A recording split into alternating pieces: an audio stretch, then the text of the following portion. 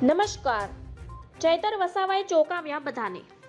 નર્મદાના ડેડિયાપાડાના ધારાસભ્ય ચૈતર વસાવા વિરુદ્ધ વનકર્મીએ માર મારવા કેસમાં કોર્ટે શરતી જામીન મંજૂર કર્યા છે. અંતે જણાવી દઈએ કે ધારાસભ્યને નર્મદા જિલ્લામાં પ્રવેશ પર પ્રતિબંધ મુકાયો છે, જેને લઈને તેઓ જ્યાં સુધી કેસ ચાલે ત્યાં સુધી નર્મદા જિલ્લામાં પ્રવેશ કરી શકશે નહીં. આ સમગ્ર કેસમાં ડેડિયાપાડાના વનકર્મીને માર મારવાનો ચૈતર વસાવાનો આરોપ છે. કોર્ટે ચૈતર વસાવાના 3 દિવસના રિમાન્ડ મંજૂર કર્યા હતા.